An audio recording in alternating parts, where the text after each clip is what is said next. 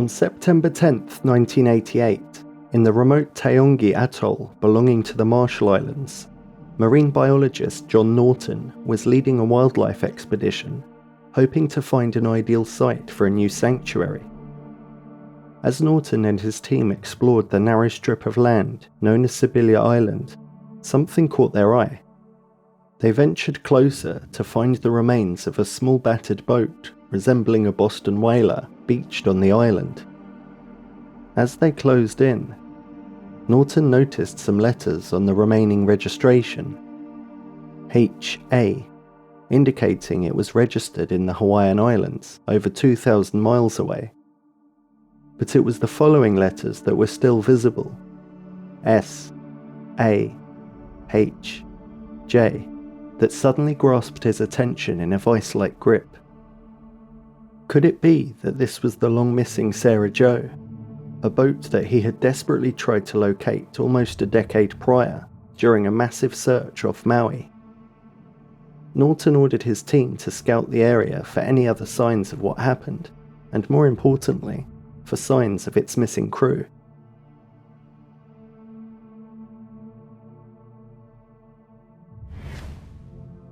About 100 yards from the wreckage, the team made a chilling discovery.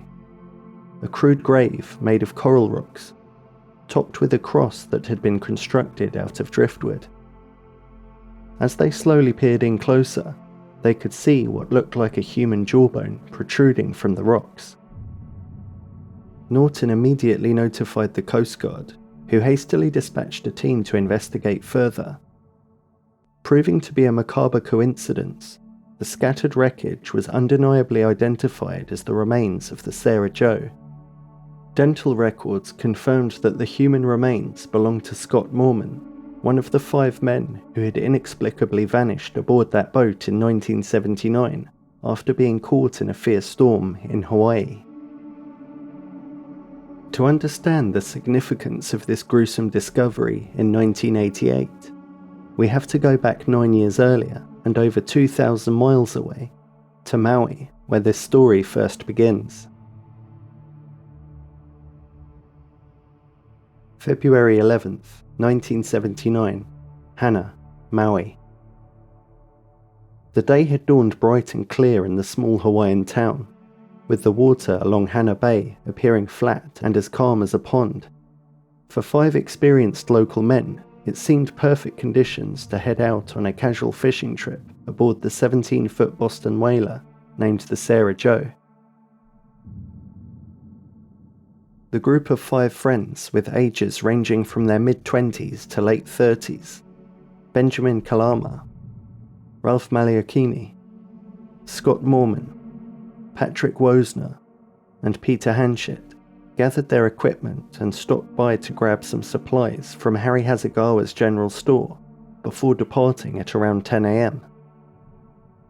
With 50 years of combined sailing experience, and Ralph being a fisherman by trade, they were well versed in navigating the waters off Maui's eastern coast. During the initial hours, conditions stayed favourable and the weather fair. Time away from the hustle and bustle of regular life, out fishing, a few beers and a company of good friends, it's the stuff of dreams for many. The poor fellows probably had no inkling that a low-pressure system was brewing, a storm front that would soon unleash immensely strong winds and torrential rains. It was early in the afternoon when the dreamy day trip quickly descended into a nautical nightmare.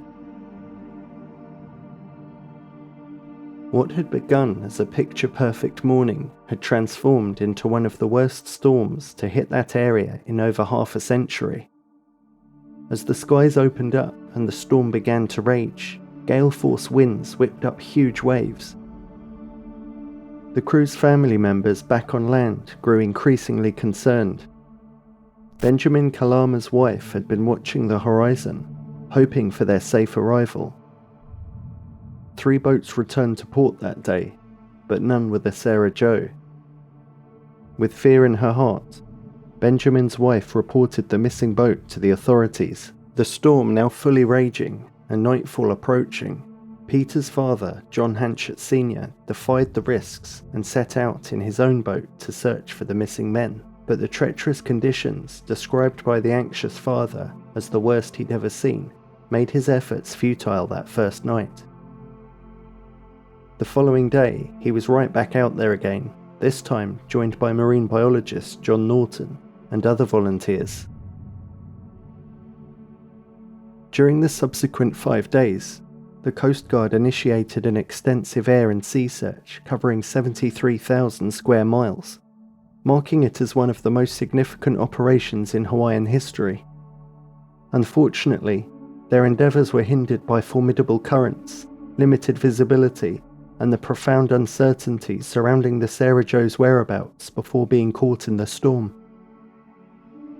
Despite relentless exertions, no sign of the vessel or its 5 occupants surfaced throughout this period. Consequently, the search was officially halted, with no clues found and no further actions the Coast Guard could take. There was much protest by family, friends, and locals at the decision to give up the search. There was also a lot of criticism about how the Coast Guard conducted their operation, searching far too close to the island when the gale force winds and strong currents would have quickly forced the Sarah Joe southwest. Also, the majority of the Coast Guard's efforts were focused on the 2 days with the worst visibility, while the last 3 days were clear, but operations were winding down. John Hanchett Sr. refused to give up hope so easily. He didn't want to accept that his son Peter may be gone forever. With the assistance of family members, friends, and donated funds and resources, he spearheaded a weeks-long private search effort. But despite thoroughly combing mile after mile of coastline and continued searches, the Sarah Joe and its crew appeared to have vanished without a trace. For 9 long years, the fate of the men aboard the Sarah Joe remained an agonizing mystery for those that they left behind in Hana. Memorials were held, but no remains were ever recovered, leaving families and a close-knit community clinging to faint hopes of impossible survival. There was no news, no leads, and no developments for nearly a decade, but that all changed with a discovery on the remote Marshall Islands in September 1988. Call it a bizarre coincidence or an incredible twist of fate, but it was none other than marine biologist John Norton, the same man who risked his own safety to help the desperate father search for his son and his friends back in Hawaii, who accidentally stumbled upon the remains of the Sarah Joe over 2,000 miles away in the Marshall Islands. The sheer improbability of this discovery, by the very same man who joined John Hanchett in the initial 1979 search operation, was staggering. But the mystery had taken an even stranger twist. As mentioned in the beginning of this story, about 100 yards from the wreckage, human remains were discovered and subsequently identified as belonging to one of the 5 friends, Scott Mormon. But something else was recovered from the grave. Investigators found an unusual stack of papers, unbound, with pieces of tinfoil appearing to be deliberately placed between each of the sheets. What on earth could this bizarre object be? The working theory posed by one investigator was that Mormon, after drifting at sea for up to 3 months aboard the damaged Sarah Joe, had somehow made landfall at the remote Taongai Atoll. There, they speculated he may have been discovered, deceased or still clinging to life, by illegal fishermen from China or Taiwan who buried him following ancient Chinese rituals. The theory continues that the slips of tinfoil and paper that were found were believed to be tokens following ancient Chinese traditions, meant to bring good fortune and wealth to the deceased in the afterlife. The fishermen did not report the American man's remains to the authorities, perhaps in fear of punishment for their own illegal activities being uncovered. One problem I personally have with his theory is the distances involved. It's well over 3,000 miles from China and Taiwan to Taongai Atoll, where the Sarah Joe and Scott's remains were found. It's a similar distance from the south of the United Kingdom to Long Island in New York. I'm no expert, but that seems one heck of a distance to travel for fishing. The other issue with the investigators' theory is one mentioned by Patrick Wozner's brother, Michael. In an interview with the Maui News newspaper in 2019, he pointed out the fact that burying the dead with a cross is not part of Chinese ancient traditions. And he's quite right. The use of the crucifix is very much a Christian tradition. Unfortunately, these points only help to muddy the truth further, rather than provide any clarity. Despite the incredible unlikelihood of Norton's 1988 find in the Marshalls, the lack of any other remains or any further clues still left the fates of the other 4 friends frustratingly unknown. Had they been claimed by the sea as the massive storm struck in 1979? Had they made it to land at some point, only to succumb later to injuries, exposure, or lack of fresh water? Had something else happened to them entirely? Many find the greatest source of bewilderment in this case concerns the boat's path and timeline after going missing. Based on drift analysis of the currents in the region, experts estimated it would have taken between 2 and 3 months for the Sarah Jo to have drifted all those miles southwest and wash ashore that spot in the Marshalls where the wreckage was found. However, records showed that in 1985, 6 years after the Sarah Jo went missing, a geographical survey of that exact island chain had been conducted by American researchers, and neither the Sarah Jo nor any remains, graves, or other evidence had been present at that time.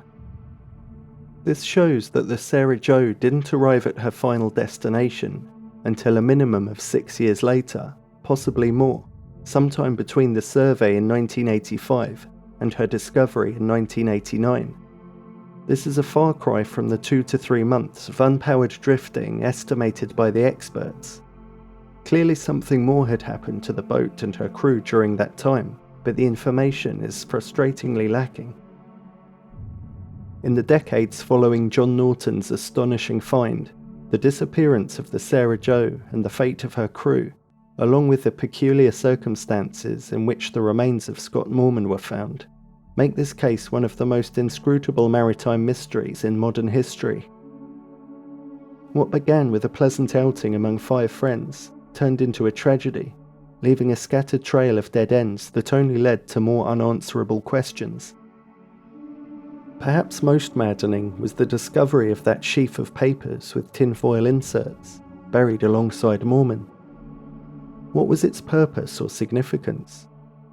A hidden clue or message from the men? Part of a religious ritual?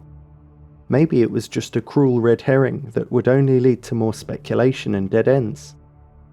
For the families of the vanished men, it remains a frustrating repetition of a lack of closure.